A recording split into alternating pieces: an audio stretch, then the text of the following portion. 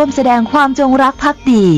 และสำนึกในพระมหากรุณาธิคุณด้วยการจัดตั้งโต๊ะหมู่ประดิษฐานพระบรมฉายาลักษณ์พระบาทสมเด็จพระเจ้าอยู่หัวพร้อมเครื่องราชสักการะประดับธงชาติไทย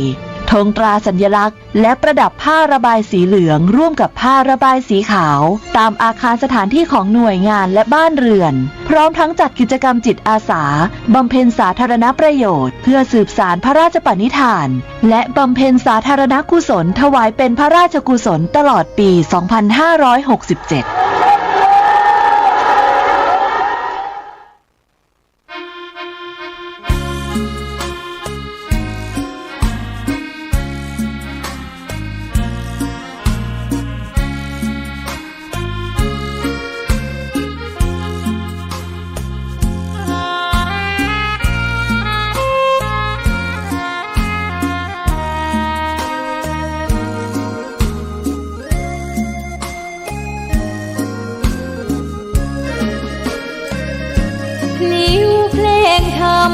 ถูกถ้อยคำเข้าถึงจิตใจฟังรายการวิทยุเสียงใสส่งถึงใจไปสู่ปลายนาสารธรรมน้อมนำมองพระศาสดาบอกผู้คนทั่วลาหันมาเข้าวัดฟังธรรมคลื่นเสียงนี้เป็นคลื่นธรรมะจากใจส่งถึงบ้านไกลบ้านไกลฟังได้สุขใจล้ำยามดึกดื่นค่ำคืนมีงานต้องทำเป็นคลื่นสารธรรมเน้นย้ำธรรมะเพื่อนใจเสียงคลื่นธรรมบอกหลักธรรมให้คลายความเหงาฟังเสียงธรรมะเบาเบาบอกเล่าถึงคนบ้านไกลสื่อธรรมะบอกลดละระหว่างด้วยใจขอเชิญร่วมทำบุญหล่อเทียนพรรษาประจำปี 2567 ของเครือข่ายคลื่นสีขาวเชียงใหม่เชียงรายลำพูนลำปางแปร่น่านและพะเยาเนื่องด้วยคณะสงฆ์พระนักเผยแผ่ธรรมะเครือข่ายคลื่นสีขาวและคณะศรัทธาพุทธศาสนิกชน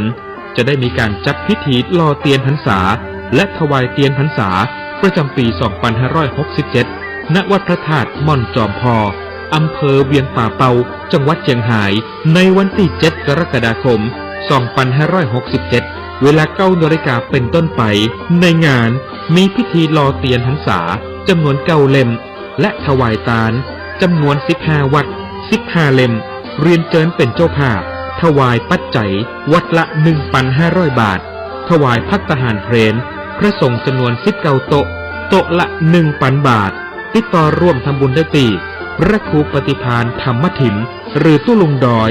โทรศัพท์ 086-181-0423 บัญชีธนาคารไทยพาณิชย์เลขที่บัญชี 545-256-7959 ชื่อบัญชีพระครูปฏิภาณธรรมถินหลังจากทำพิธีหล่อเทียนพรรษาเรียบร้อยแล้วจะนำไปถวายวัดต่างๆจำนวน 9 วัดในพื้นที่ภาคอีสานในวันที่23-25 สิงหาคม 2567 โดยจะออกเดินทางในวันที่23 สิงหาคม 2567 เวลาตี 4 ในโอกาสนี้จึงขอเชิญชวนพุทธศาสนิกชนทุกท่านได้ร่วมพิธีหล่อเทียนพรรษาและร่วมอนุโมทนาบุญไปด้วยกันเพื่อส่งเสริมพระพุทธศาสนาและวัฒนธรรมประเพณีอันดีงามต่อไป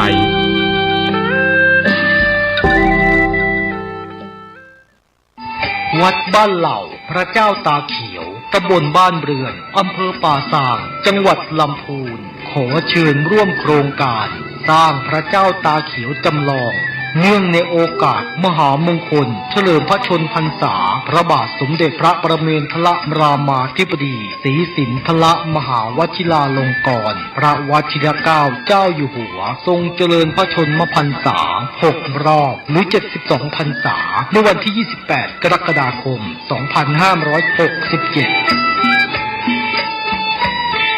ในการนี้ทางวัดบ้านเหล่าพระเจ้าตาเขียวนำโดยผู้ช่วยศาสตราจารย์ด็อกเตอร์พระครูภาวนาโสภิตพระวิปัสสนาจารย์เจ้าอาวาสวัดบ้านเหล่าพระเจ้าตาเขียวมีดำริพร้อมกับคณะกรรมการและวัยยาวัจกรและญาติโยมที่มาอุปถัมภ์มีความประสงค์จะหล่อองค์จำลองพระเจ้าตาเขียวขึ้นเพื่อเฉลิมพระเกียรติในงานมหามงคลดังกล่าวนี้โดยองค์จำลองของพระเจ้าตาเขียวมีขนาดความกว้างของหน้าตัก9 ฟุต 6 นิ้วซึ่งกำหนดจะเททองหล่อในวันที่ 18 กรกฎาคม 2567 เวลา 16:19 นาทีเรียนเชิญผู้ที่มีจิตศรัทธาร่วมทำบุญติดต่อสอบถามได้ที่เบอร์โทรศัพท์ 0969525159 วัดบ้านเหล่าพระเจ้าตาเขียวตำบลบ้านเรือนอำเภอป่าซางจังหวัดลำพูน ท่านกำลังติดตามรับฟังสถานีวิทยุกระจายเสียงพระพุทธศาสนาแห่งชาติและสังคมคลื่นเพื่อการศึกษาพระพุทธศาสนาและวัฒนธรรมระบบ FM 104.5 เมกะเฮิรตซ์รายการต่อไปเป็นรายการคดีโลกคดีธรรม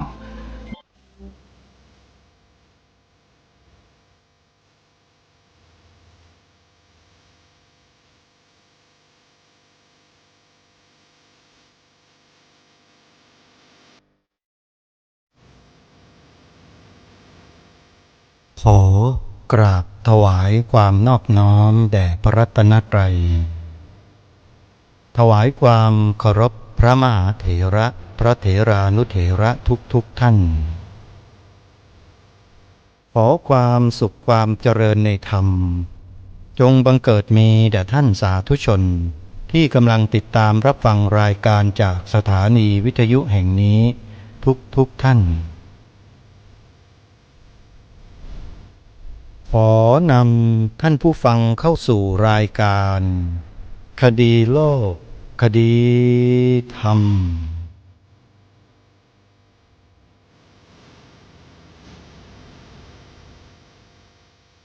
พบกันวันนี้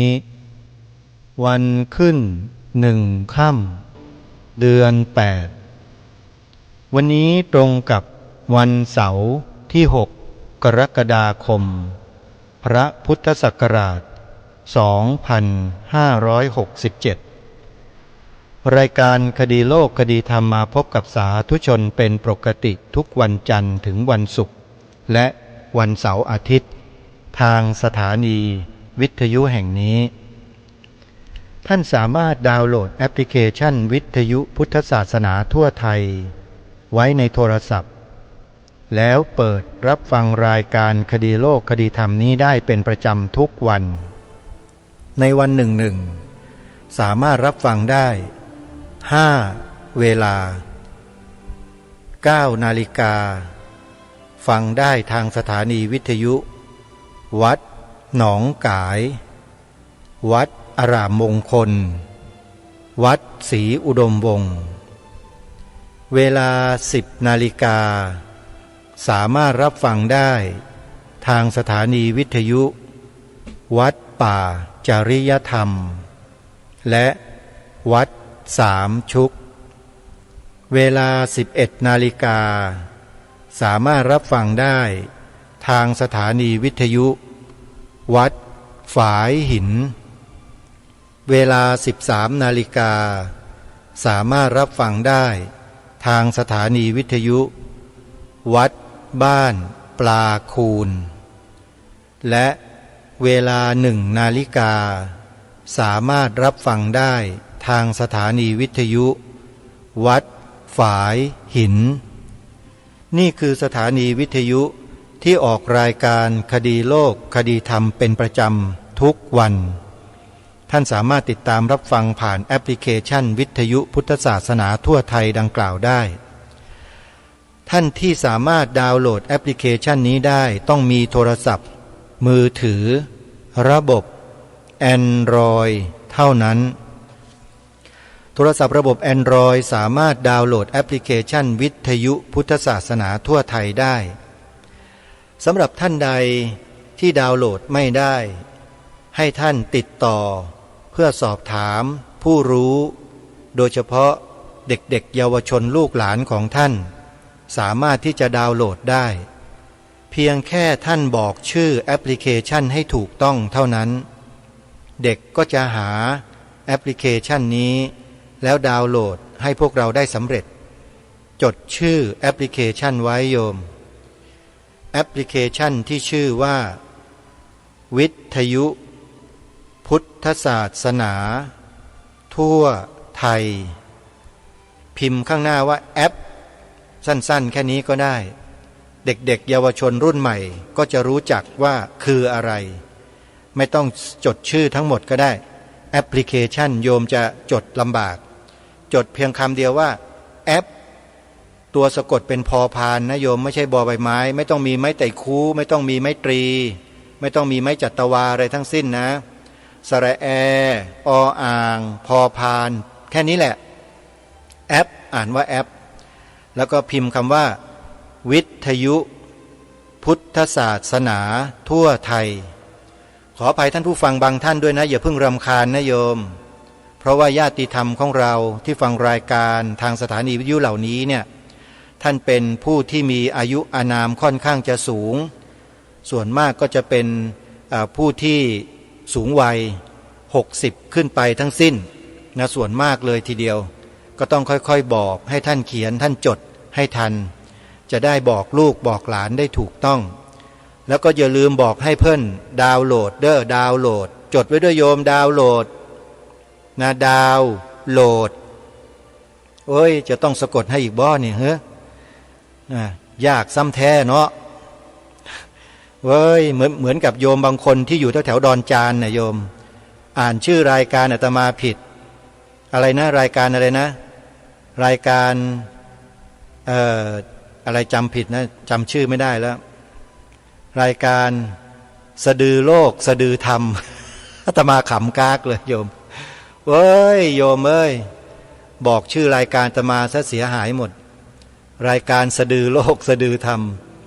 นะอยู่ดอนจานนะโยมนะเป็นโยมที่ฟังรายการอยู่เป็นประจำเนี่ยโยมก็ฟังรายการอยู่ตอนนี้เขาก็หัวเราะกากตัวเองเหมือนกันนี่ไม่ได้ผิดอะไรหรอกโยมเอ้ยนะเป็นความเข้าใจที่เราบางทีจำชื่อไม่ได้เนี่ยเห็นไหมล่ะญาติโยมผู้เฒ่าเราก็จะเนี่ยแหละสนุกสนานกันแบบนี้แหละสำหรับวันนี้ท่านสาธุชนผู้ฟังทุกท่านนะรายการคดีโลกคดีธรรมนั้นก็จะขอเริ่มต้นกับสาธุชนผู้ฟังโดยเฉพาะที่อยู่ในจังหวัดเชียงใหม่ให้ทุกท่านได้ตื่นตัวสักนิดหนึ่งเพราะว่าในสัปดาห์หน้านี้วันศุกร์วันเสาร์วันอาทิตย์ที่12 13 14กรกฎาคมใกล้จะมาถึงแล้วญาติโยมลูกหลานเยาวชนของจังหวัดเชียงใหม่จะเข้ามารวมตัวกันที่วัดพระธาตุดอยสะเก็ดมาเข้าโครงการอบรมค่ายเยาวชนซึ่งเป็นรุ่นที่15ประจำปีพระพุทธศักราช2567แล้วผู้ที่ดำเนินการจัดค่ายเยาวชนครั้งนี้ก็คือสถาบันการสร้างชาติเป็นสถาบันที่ให้ความรู้แก่ประชาชนทั่วไปให้แก่พระภิกษุสงฆ์ที่เข้าไปรวมตัวกันศึกษาเล่าเรียนอยู่ที่สถาบันนี้สถาบันได้จัดหลักสูตรพิเศษขึ้นเป็นหลักสูตร6เดือนโยมหลักสูตรวิชาการ6เดือนแล้วก็มีกิจกรรม2ปีก็คือการจัดทำค่ายเยาวชนอาตมาภาพและคณะเพื่อนๆนักศึกษารุ่น16นสชรุ่น16นะจะจัดทำค่ายเยาวชนในสัปดาห์หน้านี้แล้วมีพระสงฆ์เข้ามาร่วมทำค่ายเยาวชนนี้ด้วยก็เลยขอประกาศเชิญชวนญาติโยมพุทธบริษัทพี่น้องชาวจังหวัดเชียงใหม่พ่อค้าคฤหบดีที่ฟังรายการอยู่ตอนนี้นะ เป็นโอกาสที่เราจะได้มีส่วนร่วมสนับสนุนให้ลูกหลานเยาวชนเชียงใหม่ของเราเนี่ยได้มีกำลังใจในการร่วมกิจกรรมในครั้งนี้ให้เกิดเป็นผลสำฤทธิ์ในอนาคตต่อไปข้างหน้าเพราะว่ากระบวนการจัดอบรมค่ายเยาวชนของสถาบันการสร้างชาตินั้นจะเน้นบ่มเพาะเมล็ดพันธุ์ที่ดีให้แก่เยาวชนในจังหวัดต่างๆเพื่อให้เขานั้นนำเมล็ดพันธุ์ดังกล่าวที่เรามอบให้เขาเนี่ยไปฟูมฟักไปรดน้ำพรวนดินให้เจริญงอกงามไพบูรณ์ต่อไปในพื้นที่ต่างๆของจังหวัดใครอยากจะทราบว่ากระบวนการจัดอบรมเนื้อหาสาระที่อบรมเด็กเยาวชนของเชียงใหม่โดยสถาบันการสร้างชาติในครั้งนี้จะมีเนื้อหาสาระเป็นอย่างไรเชิญไปเที่ยวไปชมไปดูกันได้และไม่ใช่ไปดูอย่างเดียวนะโยมเชิญไปร่วมเข้าค่ายจัดอบรมกันด้วยเพราะว่าค่ายเยาวชนของสถาบันการสร้างชาตินั้นเขาไม่ได้อบรมเฉพาะเยาวชนแต่จะเชิญพ่อแม่ของเด็กเชิญครูของเด็กนิมนต์พระสงฆ์ในจังหวัดมาร่วมถวายความรู้มาให้ความรู้ด้วย1 วันของพระสงฆ์นี่จะเป็นวันเสาร์ที่13 กรกฎาคมเพราะฉะนั้นจึงขอประกาศนิมนต์นะครับพระสงฆ์รูปใดพระเถรานุเถระรูปใดในจังหวัดเชียงใหม่ที่ต้องการจะเข้าโครงการค่ายเยาวชนครั้งนี้ซึ่งถือว่าเป็นกิจกรรมของจังหวัดเชียงใหม่โดยเฉพาะแล้วทางสถาบันก็ได้เปิดโอกาสให้พระสงฆ์มีโอกาสมาเข้าร่วมโครงการนี้ด้วยเพื่อจะได้พัฒนาองค์ความรู้แนวความคิดที่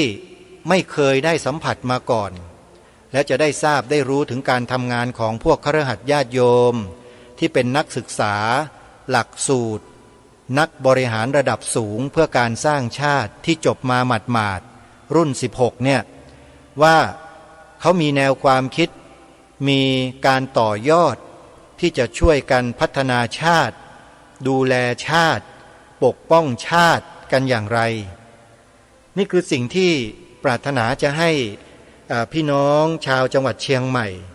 ทั้งฝ่ายบรรพชิตและฝ่ายคฤหัสถ์ญาติโยมเด็กๆเยาวชนเนี่ยได้มาทำการศึกษาเรียนรู้ทำความเข้าใจร่วมกันเคยสงสัยครับว่าทำไมต้องมาสร้างชาติด้วยสถาบันนี้คิดอะไรจะทำอะไรกันแน่สงสัยมาตั้งแต่วันแรกของการก้าวไปสู่สถาบันนี้เพียงเห็นชื่อเท่านั้นก็เกิดความสงสัยขึ้นมาทันทีเพราะเราได้รับการปลูกฝังจากครูบาอาจารย์จากพ่อแม่ของเราว่าบรรพชนเราบรรพบุรุษไทยของเรารักษาชาติสร้างชาติกันมานานแล้วอยู่ๆใครก็ไม่รู้มาตั้งแก๊งตั้งกวนกันขึ้นมาสร้างชาติกันอีกเนี่ยนี่คือข้อสงสัยนะครับไม่ใช่หมายถึงว่าผมจะไปพูดที่ไหนไม่ใช่พูดให้กับพวกเราที่ติดตามรับฟังรายการได้ฟังกันผมก็สงสัยครับทีนี้ข้อสงสัยมันหายไปแล้วอ่ะทำไมถึงหายก็เพราะไปนั่งเรียนหลักสูตรที่เขาจัดทำขึ้น6 เดือนจบแล้วก็มาทำค่ายเยาวชนตามกิจกรรมที่เขากำหนดนี่แหละจึงมาประกาศเชิญชวนกันในวันนี้ครับนิมนต์ครับลงทะเบียนได้เลยถามว่าลงยังไงลงทะเบียนออนไลน์ครับครูบาอาจารย์ฮะผมได้ส่งลิงก์แล้วก็ QR Code สำหรับลงทะเบียนไปที่ไลน์กลุ่มของวัดฝายหินแล้วไลน์กลุ่มนั้นมีชื่อว่าวิทยุวงใน 104.50 เมกะเฮิรตซ์ครับแล้วก็ส่งไปเป็นการส่วนตัวถวายให้ท่านอาจารย์พระครูสมุวิสุวัตวรกิจโจเจ้าอาวาสวัดฝายหินไว้ด้วยแล้วด้วยท่านสามารถติดต่อขอลิงก์จากวัดฝายหินได้เลยครับต้องขอกราบขอขมาท่านอาจารย์พระครูสมุวิสุวัตด้วยนะครับที่ผมนำภาระมาถวาย ช่วยนิดนึงพระอาจารย์พระครูครับเพื่อชาติเพื่อบ้านเพื่อเมืองครับอาจารย์เราไม่ได้ทำเพื่อใครนะครับงานนี้ทำเพื่อสังคมประเทศชาติบ้านเมืองของเราถ้าใครต้องการจะทราบข้อมูลแนวความคิดแนวทางของสถาบันดังกล่าวนี้เนี่ย12 13 14นี้นิมนต์แล้วก็เรียนเชิญญาติโยมด้วยนะมาร่วมกิจกรรมกันเขาจะจัดให้มีขึ้นที่วัดพระธาตุดอยสะเก็ดตอนนี้ทีมงานส่งล่วงหน้าไปอบรมพี่อาสานักเรียนบัณฑิตอาสาที่จะจัดทำค่ายเยาวชนจบไปแล้วเมื่อวันศุกร์เสาร์อาทิตย์ที่ผ่านมานี่เองคือเมื่อวันที่29 30ที่ผ่านมาในเดือนที่แล้วบัณฑิตอาสาเหล่านี้แหละที่อบรมผ่านไปแล้วเนี่ยก็จะมาช่วยดูแลค่ายเยาวชนที่วัดพระธาตุดอยสะเก็ดที่กำลังจะจัดให้มีขึ้นในสัปดาห์ต่อไปนี่แหละครับเพราะฉะนั้นท่านใดสนใจจะเข้าโครงการนี้นะครับนิมนต์นะครับครูบาอาจารย์ครับไปสมัครทางออนไลน์โดยติดต่อขอลิงก์ขอ QR Code จากวัดฝายหินได้เลยครับต้องกราบขอขมาท่านอาจารย์พระครูที่ผมไม่ได้บอกล่วงหน้านะครับก็ได้ส่งลิงก์ส่ง QR Code สำหรับสมัครเข้าร่วมโครงการนี้ไปให้กับท่านอาจารย์พระครูสมุวิสุวัตรเจ้าวาดวัดฝายหินไว้เรียบร้อยแล้วก็ฝากไว้ในกลุ่มวิทยุวงใน 104.50 ไว้เรียบร้อยแล้วครูบาอาจารย์ท่านใดที่ได้รับลิงก์นี้แล้วนะครับช่วยกระจายกันไปนะครับให้กับพระสงฆ์ในจังหวัดเชียงใหม่ได้มีโอกาสเข้าร่วมกิจกรรมครั้งนี้ได้เลยนะครับแล้วก็บอกกับทีมงานของสถาบันได้เลยนะครับว่าได้รับข้อมูลนี้มาจากผมโดยตรงรายการคดีโลกคดีธรรมครับที่ออกอากาศอยู่ที่วัดฝายหินแล้วก็วัดหนองกายครับสำหรับเบอร์โทรศัพท์ที่จะสอบถามโครงการนะครับผู้ที่รับผิดชอบโครงการนะครับเบอร์โทร09099409917ก็ติดต่อกันไปได้เลยนะครับสำหรับในวันนี้รายการได้ตั้งเทปการบรรยายของพระเดชพระคุณท่านเจ้าคุณพระพรหมบัณฑิตเอาไว้ต่อเนื่องจากเมื่อวานเดี๋ยววันนี้ไปติดตามรับฟังพร้อมๆกันครับฟังกันได้นะบัดนี้เพราะฉะนั้นการเรียนรู้ความผิดพลาดของบางประเทศของคนอื่นของบางบริษัทมันเตือนเราได้คนฉลาดมีสองอย่างฉลาดธรรมดากับฉลาดกว่าฉลาดธรรมดาเรียนรู้คนฉลาดธรรมดาเรียนรู้จากความผิดพลาดของตนเองแต่คนฉลาดกว่าไม่ต้องรอให้ตนเองผิดพลาดเรียนรู้จากความผิดพลาดของคนอื่นทีนี้เมื่อโลกมันมีปัญหาอะไรคือความแตกต่างระหว่างคนมองโลกในแง่ร้ายกับแง่ดีมองโลกในแง่ร้ายไม่ค่อยมีความหวังแง่ลบนะแต่คนที่มองโลกในแง่บวกจะมีความหวังเสมอแม้สถานการณ์มันจะไม่เอื้อมันต้องมีแสงสว่างที่ปลายอุโมงค์มันต้องสำเร็จเกิดเป็นคนควรหวังอย่ายั้งหยุดมิรู้สุดสิ้นหวังตั้งมากมายหวังไว้เถิดหวังยั่งยืนมิคืนคลายปราดทั้งหลายสมหวังเพราะตั้งใจไอ้ตัวนี้แหละที่เราหวังนิโรธเก่งนิโรธอริยสัจข้อที่3นี่คือความหวังปีใหม่เราเริ่มต้นด้วยความหวังเลือกทีมใหม่ใช่ไหมก็หวังอีกไม่ได้เลือกก็เลือกใหม่อีกหวังคือมองโลกแง่ดีภาษาพระเขาเรียกมองโลกแง่ดีบนฐานแห่งความจริงว่าโยนิโสมนสิการมาจากคำว่ามนสิการแปลว่าคิดโยนิโสแปลว่าฉลาด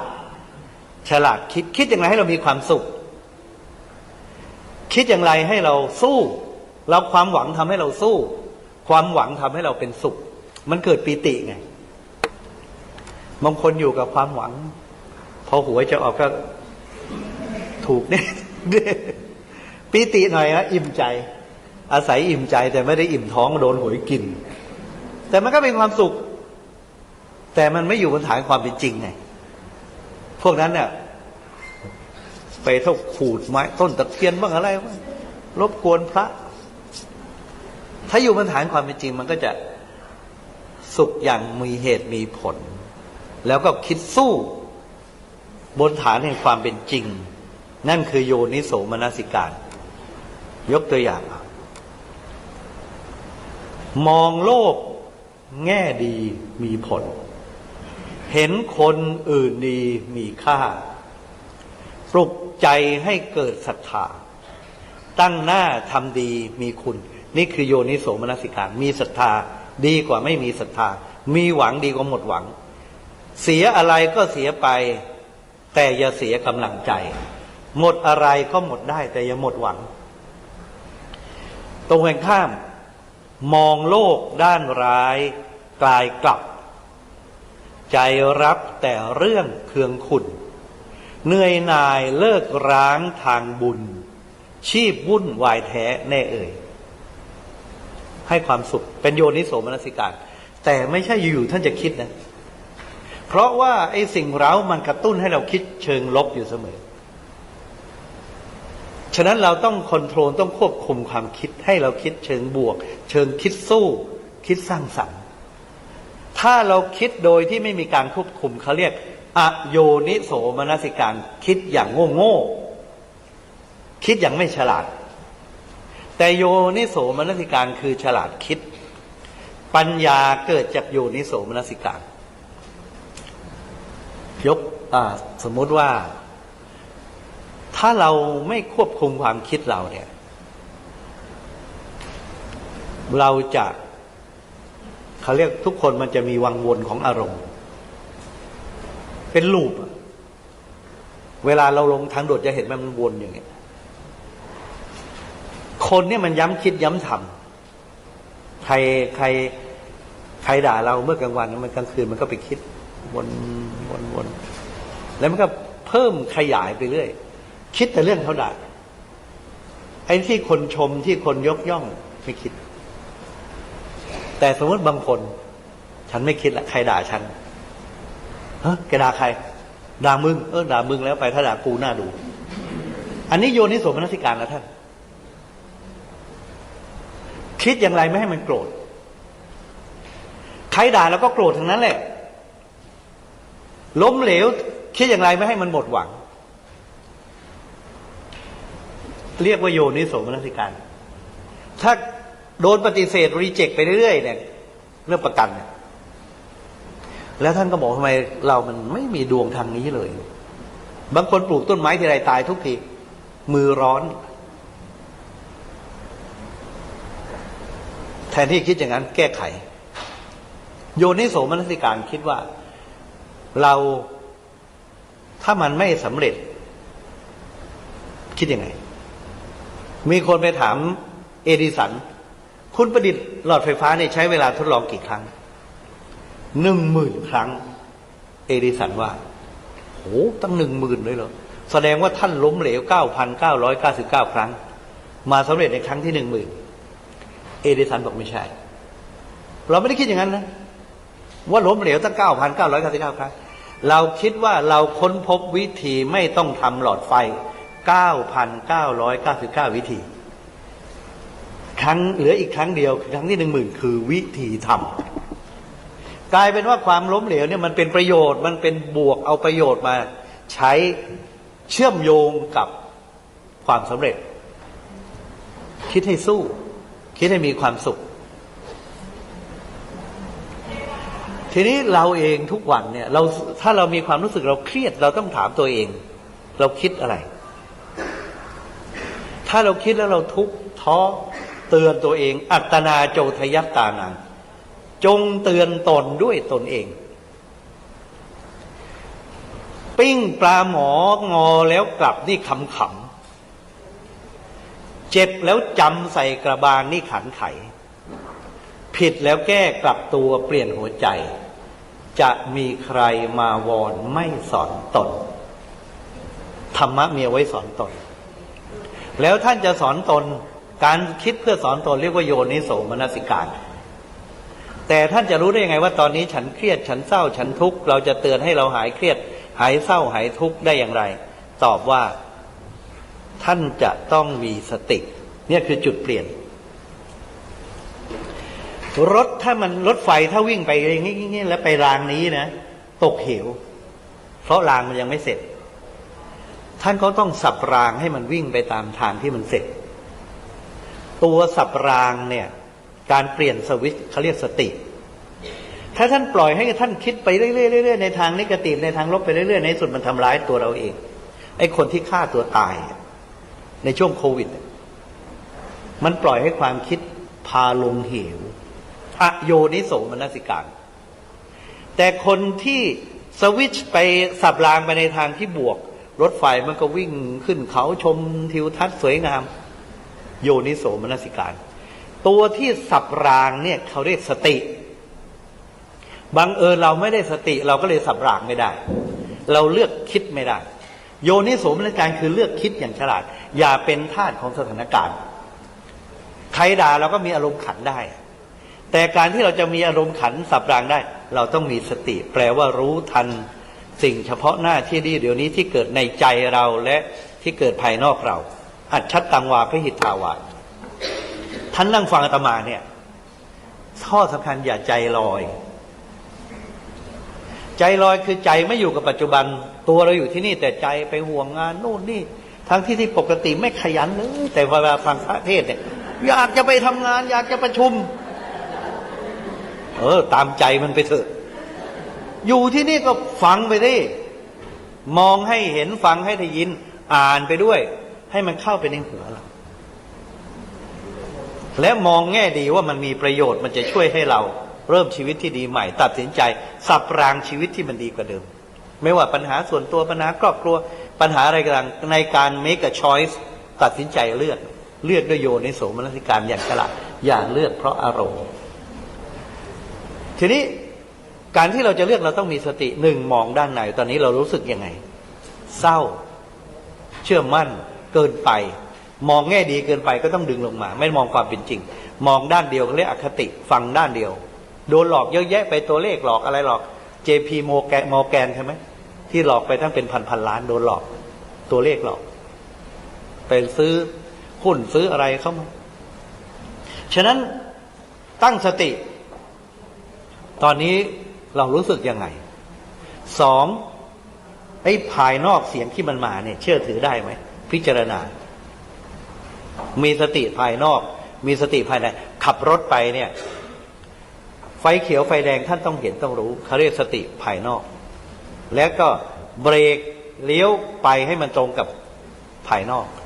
ใจท่านต้องอยู่กับปัจจุบันสติมาปัญญาเกิดสติเตลิดมักเกิดปัญหาตัวปัญญาคือโยนิโสมนสิการท่านถ้าท่านตั้งสติได้ท่านสับรางได้ท่านก็จะไปในทางที่ดีไม่เกิดปัญหาเพราะฉะนั้นท่านดูแลรักษาใจตัวเองด้วยนะจิตตกให้ยกจิตอุทธัตตสมิงวินิโคโหจิตลอยลมให้ข่มจิตมองแง่บวกเกินไปลอยลมโอเวอร์คอนฟิเดนซ์เชื่อมั่นตัวเองเกินไปดึงลงมาให้อยู่กับความเป็นจริงท้อถอยเพราะความล้มเหลวผิดพลาดสู้และท่านจะรู้ได้ไงต้องมีมอนิเตอร์คือสติเอาสติตรวจสอบตอนนี้สภาพจิตเราเป็นยังไงไม่ใช่อยู่ๆปล่อยให้สถานการณ์มันเปลี่ยนไม่ใช่จิตตกให้ยกจิตลอยลมให้ข่มลงมามีคนหนึ่งในภาพนี้ซึ่งชื่อดาร์บี้นะนามสกุลดาร์บี้เป็นทั้งลุงและก็หลานชื่อยูอาร์ดาร์บี้เหตุเกิดเมื่อประมาณ100 กว่าปีมาแล้วมีการตื่นทองในอเมริกานโปเลียนฮิลส์ได้มาเล่าไว้เขาบอกว่าลุงกับหลาน2 คนเนี่ยเป็นนักล่าทองไปน่าจะมีเงินมีทองเท่าไหร่ก็ซื้ออุปกรณ์ขุดทองไปที่เขาขุดกันขุดไปก็ไปเจอทองอยู่ในอุโมงค์ใต้ดินโอ้ยเรารวยแน่แล้วลุงบอกก็เลยมันจะต้องขุดเป็นเรื่องเป็นราวแล้วทีนี้ใช้จอบใช้เสียมไม่ได้แล้ว กลับมาที่บ้านขายนา แล้วซื้อเครื่องจักรสำหรับขุดทอง มันจะได้ทองเยอะแล้วครั้งนี้ ในหลุมเหมืองเนี่ยก็ได้เครื่องจักรย่อนลงไปในหลุมขุดไปเท่าไหร่มันก็ไม่เจอนะทองมันได้มาหน่อยเดียวเอง มันไม่ได้อีกแล้วในที่สุดหมดกำลังใจคิดแง่ลบละฉันล้มเหลวแล้วกลับบ้านไปทำนาเหมือนเดิมนาก็ไม่มีแล้วต้องไปเช่าเขาแล้วเอางี้ดีกว่าขายเครื่องจักรไอ้ที่เอาไปขุดข้างล่างอยู่ในเมืองขายเลยขายให้คนซื้อของเก่าซึ่งมันจะมีนักซื้อของเก่าซื้อจากคนที่ล้มเหลวรับซื้อคนซื้อของเก่ารับช่วงต่อมาก็เราจะเอาไปขายต่อหรือจะทำอะไรดีก็ถามลุงหลานดาบี้ว่าที่คุณเอาเครื่องจักรใหญ่ขนาดนี้ลงไปเนี่ยเพราะอะไรโอ้ยเราเจอทองแต่อยู่ๆมันหายไปซื้อเครื่องจักรมาแล้วก็เลยต้องขายทิ้งนักซื้อของเก่าคนนี้แกโยนิโสมนสิการคิดอย่างฉลาดแทนที่จะเอาเครื่องจักรไปขายทันทีเขามานั่งต่อแล้วทำไมเจอทองแล้วทำไมไม่เจอเราคิดคนเดียวไม่ได้ต้องไปถามผู้เชี่ยวชาญไปอาศัยโยนิโสมนสิการสติปัญญาของผู้เชี่ยวชาญนักธรณีวิทยาให้มาดูหน่อยว่ามันมีทองอยู่ตรงนี้แล้วทำไมมันหายไปนักวิชาการนักธรณีวิทยามาแล้วก็มาดูตรงนั้นคำนวณนี้ขีดเส้นตรงนี้อยู่นี่เขาก็สรุปว่าทองคำที่ลุงหลานเจอเนี่ยมันเป็นสายแร่ทองคำหล่อสายแร่หล่อแล้วมันจะหายไปเฉยๆแต่มันมีของจริงอยู่ลึกลงไปอีกประมาณ3 ฟุตจะเจอสายแร่ทองคำมหึมโหฬารลุงกับหลานคนนั้นเขาหยุดก่อนถึงแร่ทองไม่เชื่อคุณต่อนักค้าของเก่าแทนที่จะเอาเครื่องจักรขึ้นมาก็ขุดต่อแล้วอยู่ในหลุมลึกลงไปอีก3 ฟุตเจอสายแร่ทองคำจริงๆโดยไม่รู้เรื่องเลยมหาศาลมากข่าวนี้ไปถึงตัวหลานชื่อยูอาดาบีเสียใจไหมที่หยุดก่อนเพราะหมดหวังพอหยุดก็ข่าวไปถึงยูอาดาบีก็ตอนนั้นไปทำอะไรขายประกันไปขายประกันคุณออกไม่ได้เปลี่ยนอาชีพไปขายประกันพอได้ข่าวนี้จึงรู้ว่าเราล้มเหลวมา1 ครั้งในความล้มเหลวมันมีบทเรียนในปัญหามันมีบทเรียนเราอยากไปหยุดก่อนต้องทำต่อมันจะถึงทองก็ทำไมเขาตื้อเขาขายประกันไม่ยอมหยุดง่ายๆทำให้เขาเป็นคนอเมริกันคนแรกๆเมื่อ100 กว่าปีมาแล้วที่เป็นมิลเลียนแนร์เพราะขายประกันนั่นเป็นความสำเร็จของเขามาจากตัวอย่างแห่งความล้มเหลวเราเองที่ตามหลังก็ดูเรื่องอาตมาเอาเรื่องนี้มาสอนใจตัวเองเป็นโยนิโสมนสิการเมื่อเกือบ20 ปีบูรณะพระเจดีย์สูงที่สุดในกรุงเทพสมัยนั้น60 ฟุตท่านดูว่าเป็นเก่ามันจะพังแหล่ไม่พังแหล่ในตอนที่อาตมาเป็นเจ้าวาดเอ็นไปทางแม่น้ำเจ้าพระยา1 เมตร 20 เซนเจดีย์เนี่ยตัวจะพังพอบอกจะซ่อมพักในวัดเก็บไว้ดูเอาไว้แข่งขอเอ็นพิซซ่ามันจะถล่มเหมือนพระธาตุพนมดูสิก็เลยซ่อม ถ้าเราดูนะสภาพอย่างนี้นะเขายังมาขอถ่ายทำภาพยนตร์เลยสหมงคลฟิล์มทำหนังสือมาถึงอาตมาตอนนั้น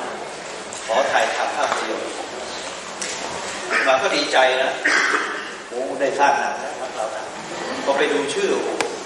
หมดแรงขอสร้างหนังผีเรื่องโอปปาติกะมันวังเวงนะไม่มีใครเข้าไปเลยเขาเรียกไม่มีคุณค่าอะไรเลยคนกลัวผีแล้วมันจะพังไม่พังเลยอาตมาก็ซ่อมเคที่พังจะพังให้หมดเพราะมันมีแก่นกลางข้างในหนัก144 ตันมันหักมันพิงไปทางแม่น้ำเจ้าพระยามันก็ทำให้เอียงอาตมาก็ต้องซ่อมสภาพเป็นอย่างนี้ก่อนซ่อมแล้วตรงทางเข้ามันจะมีอาคาร100 กว่าปีเก่าแก่ปิดมา6 ปีแล้วแต่นั้นราคารั่วทุกสิ่งทุกอย่างใช้ประโยชน์อะไรไม่ได้เลยทางเข้ากับพังตัวเจดีย์กับพังเจดีย์เริ่มเกือบ200 ปีนี่120 ปีไม่มีสตังค์นะอาตมาก็เลยทำเหมือนที่เจ้าวาดรุ่นก่อนๆท่านทำ100 กว่าปี180 ปีก็คือผักชีทาสีขาวมีผลงานแล้วแต่แกนข้างในมันยังเอียงมันยังพังแล้วมันจะพังต่อไปเราก็ส่วนใหญ่เขาก็ทาสีขาวแล้วก็จบอาตมาไม่ทำอาตมาไม่ได้ทำแค่นั้นแต่มันจะเป็นต้องระดมทุนเพราะเราไม่มีเงินสักบาทเดียวเราก็ทาสีขาวใช้เงินประมาณ1 ล้านบาทมีนั่งร้านคู่ๆอย่างเงี้ยจนถึงยอดในช่วงที่ทาสีขาวเสร็จยังไม่ได้ซ่อมอย่างอื่นเลยถ้าซ่อมทั้งหมดเนี่ย36 ล้านเงินไม่มีเอาผักชีก่อนทาสีมีผลงานแล้วพอทาสีจะนั่งร้านลงอาตมาไปศรีลังกาที่ว่าไปคุยกับรัฐบาลศรีลังกานายกเขาก็ถวายพระธาตุพระบรมสารีริกธาตุจากศรีลังกาตกลงจะไปไว้ที่ไหนก่อนนั่งร้านจะลงอาตมาเข้าประชุมกับผู้ช่วยเจ้าวาด15 องค์แล้วก็กับกรรมการที่ว่าบางคนก็บอกไปไว้ตรงของกลับไปหน่อยอย่าไปกดเลยกลับไปนิดเจดีย์อย่างเนี้ยเอาไปไว้บนยอดตรงนั้นตรงนี้ตรงลงกันไม่ได้มาบอกงั้นเราปีนขึ้นไปดีกว่าแล้วจะลงไว้ตรงไหนผู้ช่วยเจ้าว่าผมอายุ80แล้วเจ้าว่ายังหนุ่มปีเองก็แล้วกันอาตมาก็บอกว่าถ้ารองศาสตราจารย์สมศักดิ์จากพระจอมเกล้าและกระบัง9 ปีก็จะปีนรองศาสตราจารย์สมศักดิ์บอกปีกับพระก่อนใครให้รอปีไม่ได้ตกลงกันที่ประชุมโบสถ์เป็นเอกฉันท์ให้เจ้าวาดปีนองค์เดียว14 องค์นั่งเชียร์อาตมาก็ปีนถ้าดูดินั่งร้านนั้นปู่อาตมาไปกับช่างขึ้นไปจนถึงปล้องฉะไหนที่เป็นเปรียวๆสุดท้ายเลยนั่นน่ะมองเห็นศิริราชมองเห็นเจ้าพระยามองเห็นพระบรมราชวังเพราะมันอยู่เชิงสะพานขึ้นแล้วก็อธิษฐานคนก็ถามว่าอธิษฐานว่าอย่างไรเขาบอกอธิษฐานให้ลงโดยปลอดภัยลงขึ้นไปจะเลยถ้าคนกลัวความสูงเนี่ยต้องถามลงเลยนะแต่จะมาอธิษฐานบางอย่างเพราะอธิษฐานปุ๊บข้างในนี่ไม่ต้องแปลพระธาตุใจกระธาตุเกิดความเชื่อมีภาษาลิลิกธาตุอยู่แล้วโบราณท่านบรรจุอยู่แล้วเพราะมันมีบันทึกไว้อย่างนั้นจริงๆแต่เราหาไม่เจอหรือว่าโจรขโมยไปแล้วลงมาก็เลยไปบอกกับประชุมผู้ช่วยเจ้าวาด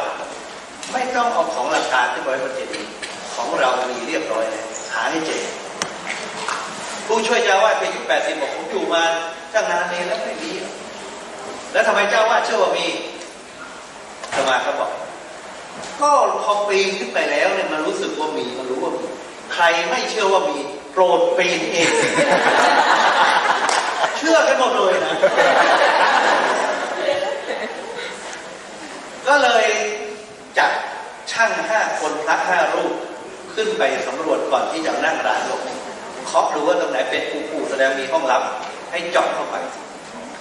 จะมายืนประชาการข้างล่างโทรศัพท์ตอนแรกคนมารอกันเยอะเลยนะรอเยอะพอผ่านไปชั่วโมง2 ชั่วโมงหายเรียบเลยคนเชียร์แล้วถ้าหาว่าจะมาแปลกๆไปเชื่อได้ไงว่าไม่มีตอนนี้เริ่มไม่ค่อยรู้สึกไม่ดีกลายเป็นเราเพี้ยนอยู่คนเดียวเรารับผิดชอบเลยนะตอนนั้นเราเชื่อมั่นเกินไปมองแง่ดีเกินไปว่ามันจะสำเร็จคนก็เชื่อเราเพราะเขาจริงไม่มีเลยเขาไปเลยที่อาตมาอยู่กับผู้ช่วยเจ้าวาดองค์นั้นถือโทรศัพท์ติดต่อกับช่างทั้งหมดพระทั้งหมด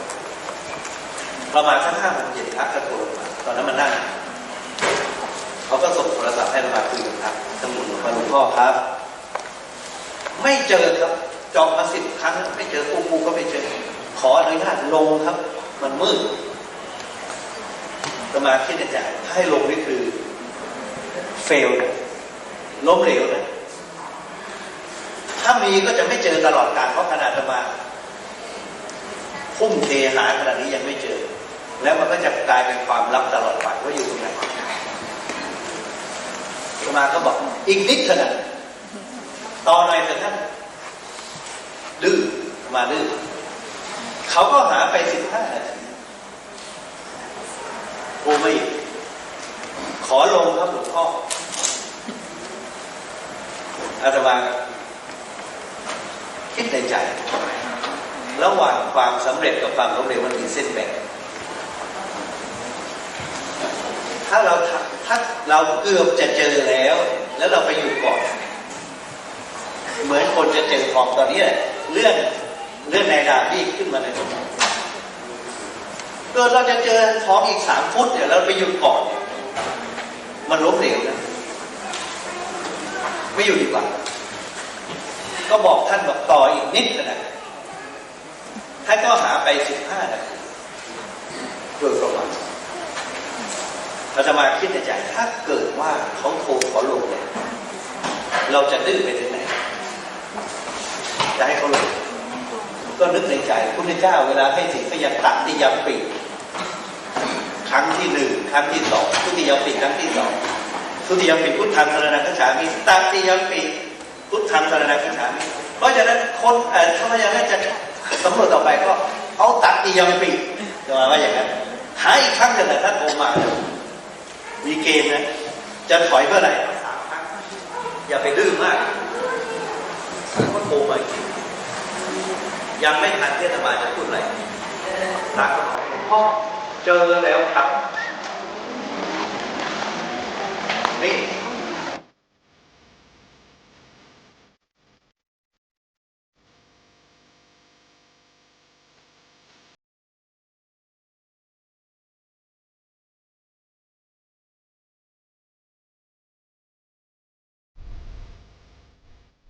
สาธุชนผู้ฟังทุกท่านที่จบไปนั้นเป็นการบรรยายของพระเดชพระคุณท่านเจ้าคุณพระพรหมบัณฑิตกรรมการมหาเถระสมาคมอดีตอธิการบดีมหาวิทยาลัยมหาจุฬาลงกรณราชวิทยาลัยเจ้าอาวาสวัดประยุรวงศาวาสสาธุชนทุกท่านในปัจจุบันระบบการศึกษาของโลกถ้าหากว่าเราไม่ทำการศึกษาเรียนรู้เอาไว้บ้างเนี่ยเราก็จะไม่รู้เท่าทันถึงความคิดของคนในยุคปัจจุบันในโลกใบนี้แล้วจะทำให้เรานั้นอยู่ร่วมกับคนในโลกใบนี้ยากพระเดชพระคุณท่านถือว่าเป็นแบบอย่างของพระสงฆ์ไทยรูปหนึ่งที่คร่ำวอดกับเวทีระดับโลกมามากมายหลายกิจกรรมและเมื่อท่านได้หมดตำแหน่งสำคัญในระดับของอธิการบดีมหาวิทยาลัยสงฆ์แล้วแต่ไฟของท่านยังไม่หมด ก็ยังคงเดินสายให้ความรู้กับผู้คนในสังคมอย่างต่อเนื่องและในครั้งนี้ก็เป็นอีกครั้งหนึ่งที่พระเดชพระคุณท่านได้มอบความรู้ให้กับผู้คนในสังคมซึ่งเป็นงานของภาคเอกชนได้จัดให้มีขึ้นแล้วก็ได้กราบอาราธนานิมนต์ท่านเนี่ยให้เข้ามาบรรยายให้ความรู้ให้กำลังใจกับพนักงานในบริษัทแห่งหนึ่งจะไม่ขอเอ่ยนามก็แล้วกันนะโยมนะเท่าที่เราได้สดับรับฟังพระเดชพระคุณท่านปรารภและพูดมาเนี่ยเราจะเห็นได้ชัดเจนเลยว่าการให้กำลังใจกับตนเองหรือให้กำลังใจกับผู้อื่นก็ตามเนี่ยจำเป็นที่เราจะต้องรู้วิธีการแนวทางในการนำเสนอเพื่อให้สอดคล้องกับแนวคิดของคนในสังคมที่เขาได้รับมาจากหลักสูตรที่ถูกกำหนดไว้ซึ่งเป็นหลักสูตรของโลกเราไม่สามารถที่จะเปลี่ยนแปลงหลักสูตรของโลกที่มันเป็นอยู่มันมีอยู่นั้นได้แต่เราสามารถปรับเปลี่ยนวิธีการแนวความคิดของเราเองเนี่ยเพื่อให้เท่าทันกับสถานการณ์ของโลกได้พระเดชพระคุณท่านเจ้าคุณพระพรหมบัณฑิตถือว่าเป็นแบบอย่างหนึ่งของพระสงฆ์ไทยของเราที่ท่านก้าวล้ำนำหน้าโลกอยู่เสมออาตมาภาพตอนแรกก็แปลกใจเหมือนกันว่าฟังอาจารย์แดนบรรยายถวายความรู้พระสงฆ์ที่จังหวัดขอนแก่นในงานค่ายเยาวชนสร้างชาติเมื่อสัปดาห์ที่แล้วที่ผ่านมาท่านได้พูดถึงท่านเจ้าคุณพระพรหมบัณฑิตในฐานะเป็นที่ปรึกษาของสถาบันการสร้างชาติเนี่ยก็นึกแปลกใจว่าท่านเจ้าคุณคิดยังไงหรือว่ามีแนวทางอย่างไรจึงรับเป็นที่ปรึกษาของสถาบันนี้พอฟังการบรรยายของพระเดชพระคุณท่านวันนี้แล้วหายสงสัยแล้วท่านผู้ฟังหายสงสัยเลยเพราะในสิ่งที่สถาบันการสร้างชาติโดยเฉพาะอาจารย์แดนหรือว่าด็อกเตอร์ศาสตราจารย์ด็อกเตอร์เกรียงศักดิ์เจริญวงศ์ศักดิ์ที่ท่านได้บรรยายถวายความรู้และให้ความรู้แก่นักศึกษานักเรียนที่อยู่ในสถาบันที่ผ่านมาเนี่ยสอดคล้องสอดรับกับแนวทางการบรรยายของพระเดชพระคุณท่านทุกประการเลยซึ่งไม่รู้เหมือนกันว่าใครลอกเลียนแบบใครมาคือดูไม่ออกแต่พอมาฟังพระเดชพระคุณท่านปรารภแล้วพูดหายสงสัยเลยทีนี้สิ่งที่ทั้งสองท่านได้พูดได้ปรารภมาด้วยภาษาแบบทันสมัยภาษาใหม่ๆเนี่ยแท้ที่จริงแล้วก็คือหลักธรรมของพระสัมมาสัมพุทธเจ้าล้วนๆเลยมีอยู่ในหลักธรรมหมดเลยแต่มันเป็นคนละภาษาเท่านั้นเองท่านผู้ฟัง